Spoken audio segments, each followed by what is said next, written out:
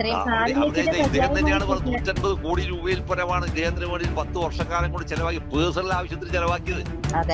150 crores. നിങ്ങളൊന്ന് ആലോചിച്ച് നോക്കുന്നേ. ഒരു ചിത്തു എന്നിട്ട് അയാൾ പറയാണ് ഞാൻ ചിത്തൂരാണ് മകനാണ്. ഏത് ചിത്തൂരാണ് മകനോ? ഏത് ചിത്തൂരാണ് മകൻ? അതുകൊണ്ടാണ് ഞാൻ പറഞ്ഞത്, ചാൾസ് ഓവരാജനുണ്ടല്ലോ മാനസികാതന് ഇത്രമാത്രം ക്രിമിനലായ, ഇത്രമാത്രം ധൂർത്തനായ, ഇത്രമാത്രം ലൈംഗികാസക്തിയുടെ, ഇത്രമാത്രം കാമാസക്തനായ, ഇത്രമാത്രം അസംബന്ധമായ ഒരു രോഗാതുരമായ മനസ്സിന്റെ ഉടമസ്ഥനായിരുന്നു വാസ്തവത്തിൽ കേരളത്തിലെ മുഖ്യമന്ത്രി എന്ന് നമ്മൾ തിരിച്ചറിയുമ്പോഴാണ് നിർദ്ദേശം വെക്കുകയാണ് മാഡത്തിന്റെ മുമ്പിൽ ഈ ചാനലിലൂടെ. എന്താ സംഭവം എന്നറിയാം? ഈ ഭൂമി കണ്ടെത്തുന്നതിന് ഒരു കമ്മിറ്റിയെ വെക്കണം, ഒരു കമ്മിറ്റിയെ നിശ്ചയിക്കണം. ആ കമ്മിറ്റിക്കകത്ത് കേരളത്തിലെ ഏറ്റവും സ്വീകാര്യമായിരിക്കുന്ന ഒരു 3 ആളെ പേര് ഞാൻ പറയാം. ഒന്ന് സാക്ഷാൽ ബഹുമാനായിരിക്കുന്ന VM സുധീരൻ സാർ, രണ്ടാമത് AK ആന്റണി, മൂന്നാമത് കണ്ണൂർ ജില്ലയിൽ നിന്ന് 3 തവണ ഇവിടുന്ന് MLA ആയി ജയിച്ചു പോയി ചോമ്പാല താമസിക്കുന്ന മുല്ലപ്പള്ളി രാമചന്ദ്രൻ സാർ. അതായത് പട്ടിയുടെ കൂടെ അലഞ്ഞു കിടക്കുന്ന പട്ടിയുടെ കൂടെ എച്ചിരി വെക്കുന്നതിന്റെ അക്ഷരത്തിന് വേണ്ടി സമരം ചെയ്ത് ഡോക്ടറെടുത്ത മനുഷ്യനാണത്. പറയുമ്പോൾ എന്നെ തൊണ്ടവർക്കും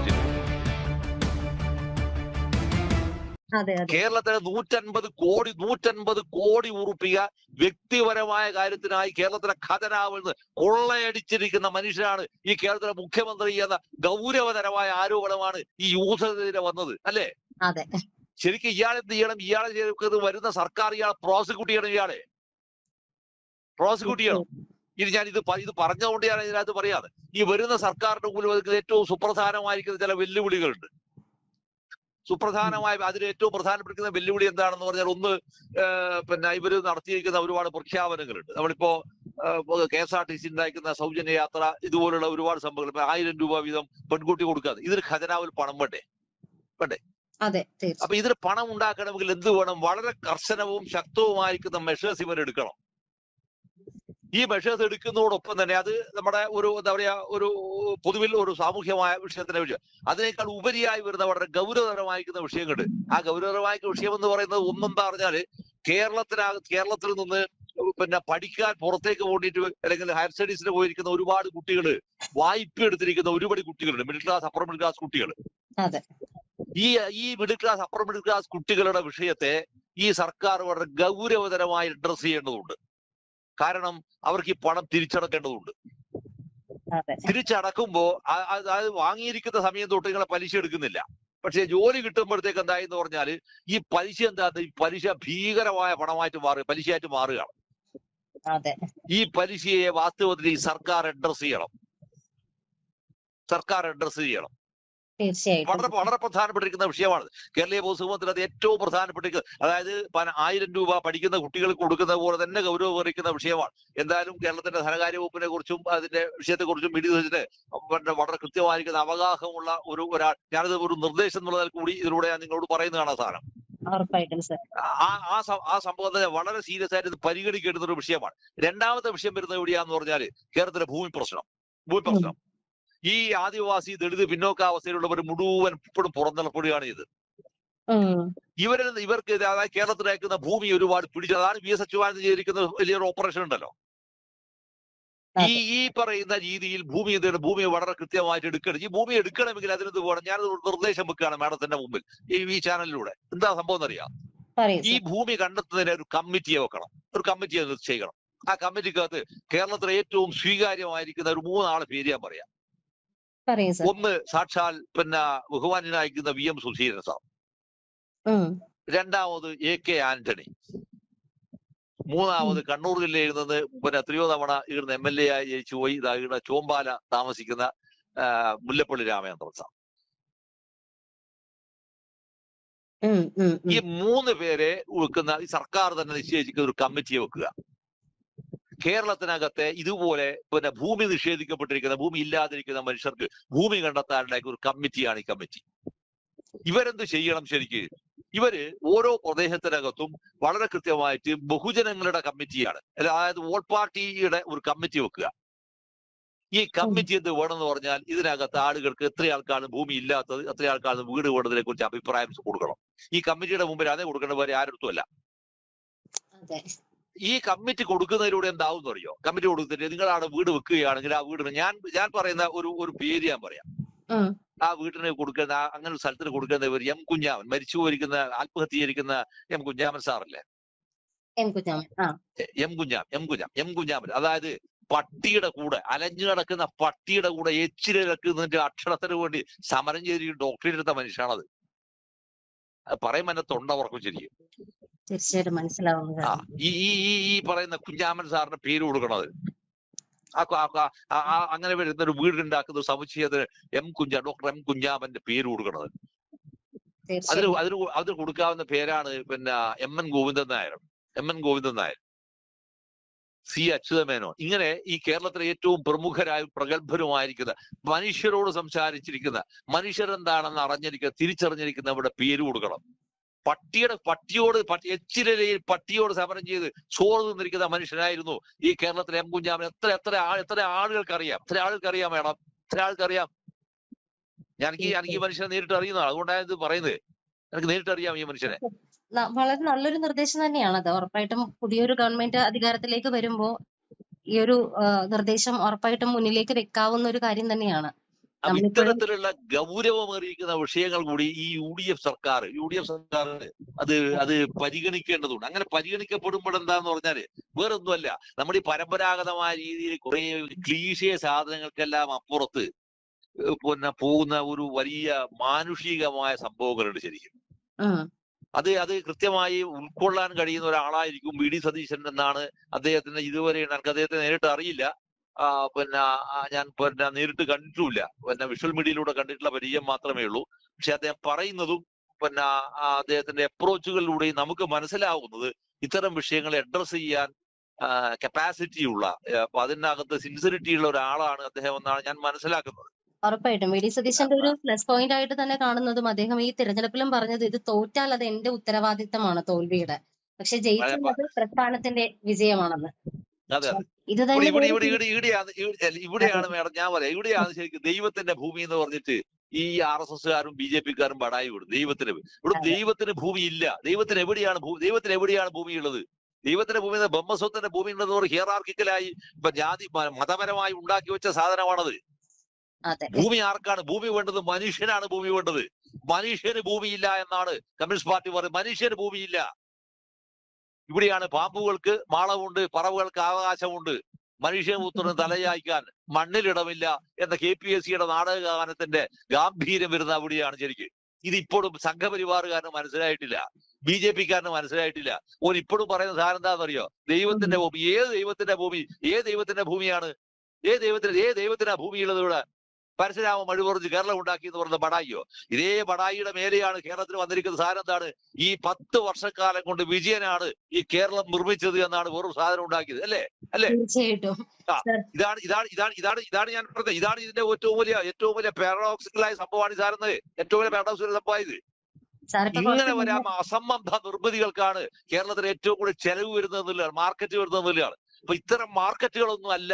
മനുഷ്യനെന്താണ്, മനുഷ്യൻ എങ്ങനെ ജീവിക്കണം, ഈ മനുഷ്യന്റെ ജീവിതവും സമരവുമാണ് കമ്മ്യൂണിസ്റ്റ് പാർട്ടി നടത്തിയിരിക്കുന്ന സമരം. പക്ഷേ കാലവും ചരിത്രത്തിലെയും ഭാഗമായി ഈ വിജയനും കമ്പനിയും ചെയ്തത് ഇതെല്ലാം തന്നെ ഒഴിവാക്കുകയും അവസാനം എന്തായി തീർന്നു? ഇന്ത്യൻ കമ്മ്യൂണിസ്റ്റ് പാർട്ടി വാവളർന്നില്ലേ? പക്ഷെ ഒരു കാര്യം ഞാൻ ഉറപ്പിച്ച്, ഇത് ഭർത്താൻ പറഞ്ഞ് അവസാനിപ്പിക്കാൻ ഞാൻ പറയാണ്, ഒരു കാര്യം ഞാൻ ഉറപ്പിച്ച് തറപ്പിച്ചും പറയാണ്, വിജയൻ മാറണമെന്ന് ഇന്ത്യൻ കമ്മ്യൂണിസ്റ്റ് പാർട്ടിയുടെ കേന്ദ്ര സെക്രട്ടേറിയറ്റ് മെമ്പറായിരിക്കുന്ന സഖാവ് P. സന്തോഷ് കുമാർ പരസ്യമായി ആവശ്യപ്പെട്ടിരിക്കുന്നു. മാറണമെന്ന്, പറ്റില്ല എന്ന് ആവശ്യപ്പെട്ടിരിക്കുന്നു. ഇതാണ് വാസ്തവത്തിൽ തെറ്റ് തിരുത്താൻ ഇടതുപക്ഷ ജനാധിപത്യ മുന്നണിക്കകത്ത് ഒരു രാഷ്ട്രീയ പാർട്ടി ഉണ്ടെന്നതിന്റെ അടയാളമാണ് ഈ സാധനം. ചിഹ്നമാണ് ഈ സാധനം. പക്ഷെ അന്നേരം നിങ്ങൾ ആലോചിക്കേണ്ട വിഷയം എഴുതാന്നറിയോ? CPIക്ക് 8 സീറ്റാണ് കേരളത്തിലെ നിയമസഭക്കകത്തുള്ളത്. കേരള കോൺഗ്രസ് ജോസഫ് ഗ്രൂപ്പിന് 7 സീറ്റുണ്ട്. നിങ്ങളൊന്ന് ആലോചിച്ച് നോക്കിയേ. ഇതിന്റെ ഒരു വൈചിത്രം നിങ്ങൾ ആലോചിച്ച് നോക്കേ. തീർച്ചയായിട്ടും ഇതാണ് ഞാൻ പറഞ്ഞത്. ഇത്തരം ഒരു ദുരന്തം ഉണ്ടാക്കി തീർത്തു ആരാണെന്ന് പറഞ്ഞാൽ കാലമാടനായിരിക്കുന്ന വിജയന്റെ രാഷ്ട്രീയം. ഇവിടെയാണ് PMC പദ്ധതി, PMCയുടെ വിഷയമില്ലേ? ഈ PMC പദ്ധതിക്കകത്ത് ഒളിച്ചു കടത്താൻ ശ്രമിച്ചാണ് വിജയൻ. ഇതുകൊണ്ടാണ് ഞാൻ പറഞ്ഞത്, സംഘപരിവാറിന്റെ പൂർണ്ണമായ നിയന്ത്രണത്തിനും ഇഷ്ടാനിഷ്ടങ്ങൾക്കും വിധേയമായി ഒരു രാഷ്ട്രീയ പാർട്ടിയെ, communist party of India March നയിക്കുകയും നിയന്ത്രിക്കുകയും ചെയ്തതിന്റെ ഫലമായിട്ടാണ് വിജയൻ ഇങ്ങനെ കയറൂരി വിജയന് എന്താ പറയാ വിജയന്റെ സർവ്വ തെമ്മാടിത്തങ്ങളും നടത്താനുള്ള അവകാശം ഇവൻ നേടിയെടുത്തത്. ഈ നേടിയെടുത്തതിനെതിരെ പൊതുജനം തീരുമാനിച്ചപ്പോ എന്തായി തീർന്നു? വിജയൻ പുറത്താണ്. നാളെ BJP-ക്കാരും നാളെ RSS-കാരും കിട്ടാൻ കേരളം കൊടുക്കുന്ന കൂലിയുടെ ഭാഗവും കൂടിയാണ് ഈ സാധനമെന്നാണ് ഇതാണ് എനിക്ക് തോന്നുന്നത് കേട്ടോ മേഡം. തീർച്ചയായിട്ടും. ഇപ്പോ സാറ് ഇപ്പൊ കഴിഞ്ഞ ചർച്ചയിൽ പറഞ്ഞതുപോലെ ഒരു വാചകം കേട്ടപ്പോൾ ഒരുപാട് സന്തോഷം തോന്നിയ ഒരു കാര്യം, UDF സർക്കാരിന് മുന്നിലേക്ക്, ഇനി വരാൻ പോകുന്ന UDF സർക്കാരിന് മുന്നിലേക്ക് വെക്കുന്ന നിർദ്ദേശം എന്ന് പറഞ്ഞു. പക്ഷെ ഇവിടെ നമുക്ക് UDF സർക്കാർ എന്ന് പറയാൻ പറ്റുന്നുണ്ട്. പക്ഷെ ഇത്രയും ഒരു 10 വർഷം കൊണ്ട് LDF സർക്കാർ എന്ന് പറയാനുള്ള കാര്യം മാറ്റിയിട്ട് പിണറായി സർക്കാർ എന്ന് പറയിപ്പിച്ച ഇടത്തേക്ക് ചുരുങ്ങിപ്പോയ ഇടത്തു നിന്നും UDF സർക്കാർ എന്ന് പറയാൻ പറ്റുന്നത് UDF-കാരുടെ ഒരു ഭാഗ്യം തന്നെയാണ്. അതെ, തീർച്ചയായും ഇല്ലാതെ പോയൊരു ഭാഗ്യാണത്. തീർച്ചയായും അതിനകത്ത് ജനാധിപത്യം ഉണ്ടത്. അതെ, കൃത്യമായിട്ടും അങ്ങനെ ഒരു വ്യക്തിയിലേക്ക് മാത്രം പാർട്ടി ഒതുങ്ങി പോയതിന്റെയാണ് ഇപ്പൊ അനുഭവിച്ചുകൊണ്ടിരിക്കുന്നതെന്ന് എല്ലാവർക്കും മനസ്സിലായിട്ടും എന്തുകൊണ്ടോ ന്യായീകരണ കമ്മികൾക്ക് മാത്രം മനസ്സിലാവുന്നില്ല. അതിപ്പോഴും എന്താ പറഞ്ഞാല് ഗോവിന്ദന് പോലും പരസ്യമായിട്ട് പറയാനുള്ള ധൈര്യവും കിട്ടുന്നില്ല എന്നുള്ളതാണ് അതിന്റെ വിചിത്രത. അതെ, തീർച്ചയായിട്ടും. ഇപ്പൊ അവസാനത്തിൽ ഇപ്പൊ സാറ് പറഞ്ഞ പോലെ B അശോകിന്റെ ഒരു ഇന്റർവ്യൂ പുറത്തു വന്നതിലും അദ്ദേഹം പറയുന്നുണ്ട്, മോഹൻലാലുമായിട്ട് നടത്തിയ ഇന്റർവ്യൂ അവസാന സമയത്ത് ഒരു വെളുപ്പിക്കലിന്റെ ഭാഗമായിട്ട് നടത്തിയ ഒരു ഇന്റർവ്യൂവിനെ പറ്റി പറയുന്നുണ്ട്. ആ ഇന്റർവ്യൂവിന് ചെലവായത് 10 കോടിയിലധികം രൂപയാണെന്ന് അദ്ദേഹം പറയുന്നു. 10 കോടി നടത്തിയൊക്കെ ഒരാളെ വെളുപ്പിക്കാനായിട്ട്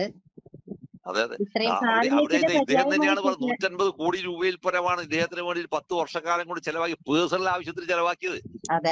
150 crores. നിങ്ങളൊന്ന് ആലോചിച്ച് നോക്കുന്നേ.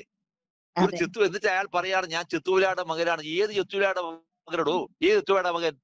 അതുകൊണ്ടാണ് ഞാൻ പറഞ്ഞത്, ചാൾസ് സോമരാജനുണ്ടല്ലോ മാനസികാവസ്ഥയിൽ ഇത്രമാത്രം ക്രിമിനലായ, ഇത്രമാത്രം ധൂർത്തനായ, ഇത്രമാത്രം ലൈംഗികാസക്തിയുടെ, ഇത്രമാത്രം കാമാസക്തനായ, ഇത്രമാത്രം അസംബന്ധമായ ഒരു രോഗാതുരമായ മനസ്സിന്റെ ഉടമസ്ഥനായിരുന്നു വാസ്തവത്തിൽ കേരളത്തിലെ മുഖ്യമന്ത്രി എന്ന് നമ്മൾ തിരിച്ചറിയുമ്പോഴാണ് നാം വാസ്തവത്തിൽ 10 വർഷക്കാലവും 15 വർഷക്കാലം പാർട്ടി സെക്രട്ടറി ആയപ്പോ ഈ പാർട്ടിയുടെ കൂടെ നിന്നിരിക്കുന്ന ജനം വാസ്തവത്തിൽ ആലോചിക്കേണ്ടത് അതിന്റെ പ്രതിഫലനവും കൂടിയാണ്. ഈ തെരഞ്ഞെടുപ്പിൽ ഈ 7ാം റൗണ്ട് വരെ ഈ അഡ്വക്കേറ്റ് അബ്ദുൾ റഷീദ് എന്ന് പറയുന്ന ചെറുപ്പക്കാരനായ കുട്ടിയുടെ മുമ്പിൽ ഇയാൾ ആലില പോലെ വിറച്ചുപോയത്. ആ വിറച്ചതിന്റെ ഫലം എന്താണെന്നറിയോ? വീട്ടിൽ നിന്ന് പുറത്തിറങ്ങിയില്ല ഈ വിപ്ലവകാരി, വീട്ടിൽ നിന്ന് പുറത്തിറങ്ങിയില്ല ഈ ഇരട്ടച്ചങ്കൻ, വീട്ടിൽ നിന്ന് പുറത്തിറങ്ങിയില്ല ഈ കാരണഭൂതൻ. അനങ്ങാൻ കഴിഞ്ഞില്ല ഒരക്ഷരം പോലും. ഇപ്പൊ വാ തുറന്നിട്ട് പത്രക്കാരെ പോലും കാണാൻ ധൈര്യമില്ലാതിരിക്കുന്ന ഭീരു, ഈ ഭീരുവിനെയാണ് എന്ത് പറയുന്നറിയാ? വീണ്ടും ഇയാളെ പ്രതിപക്ഷ നേതാവ് തന്നെ ആവണം.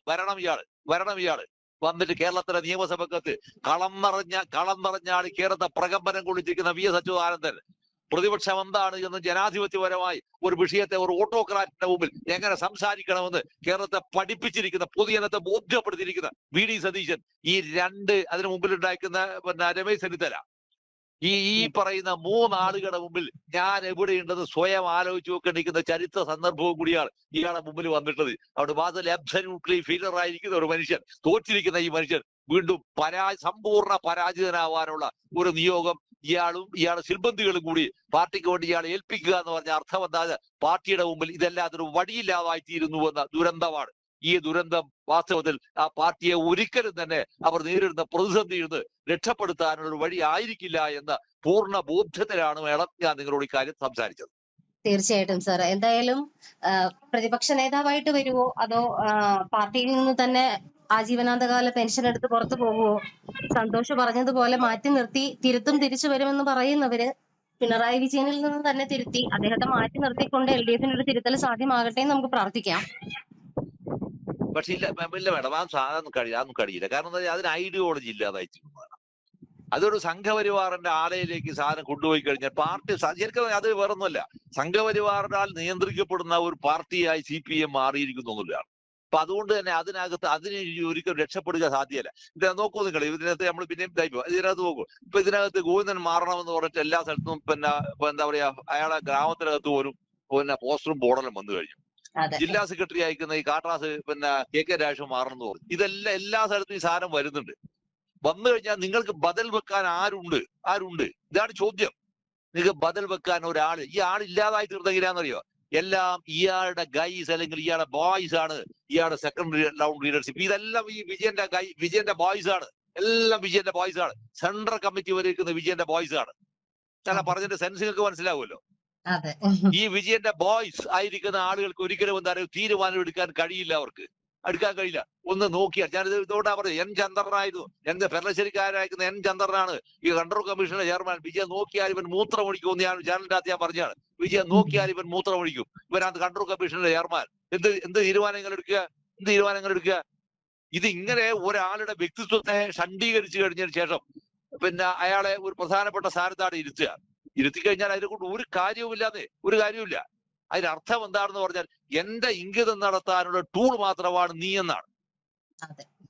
അതിലേക്ക് ചുരുക്കി കഴിഞ്ഞു കഴിഞ്ഞാൽ അയാൾ ചെയ്തത് എന്താണെന്ന് പറഞ്ഞാൽ എന്താവണമോ കമ്മ്യൂണിസ്റ്റ് പാർട്ടി അതല്ലാതാക്കി തീർക്കുന്നതിനുള്ള ഭഗീരഥമായ യത്നം നടത്തി അയാളും അയാളുടെ കുടുംബത്തിന്റെയും വ്യക്തിപരമായ താല്പര്യങ്ങൾ നടപ്പിലാക്കാനുള്ള സംഘടനാ രൂപമായി ഈ കമ്മ്യൂണിസ്റ്റ് പാർട്ടിയെ ചുരുക്കുകയും അതിന് പറ്റിയിരിക്കുന്ന തനി കങ്കാണികളും എരപ്പാളികളുമായിരിക്കുന്ന ആളുകളെ അതിന്റെ പിണിയാളുകളാക്കി അയാൾ മാറ്റി തീർക്കാനും കഴിഞ്ഞു. അതിൽ അയാൾ വിജയിച്ചു എന്നുള്ള കാര്യം വസ്തുതയുമാണ്. ഇതല്ലാതെ വേറെ ഒരു കാര്യവും ഈ കേരള പൊളിറ്റിക്സിനകത്ത് അയാൾ ചെയ്തിട്ടില്ല. അതുകൊണ്ട് സംഘപരിവാറിനാൽ നിയന്ത്രിക്കപ്പെട്ടിരിക്കുന്ന ഒരു പാർട്ടിക്ക് വേറൊരു വഴി ഇതിനകത്ത് CPIM ഉണ്ടാകുമെന്ന് തോന്നുന്നില്ല. പക്ഷേ കേരളം ഇടതുപക്ഷത്തിന്റെ വഴിയിൽ സഞ്ചരിക്കും.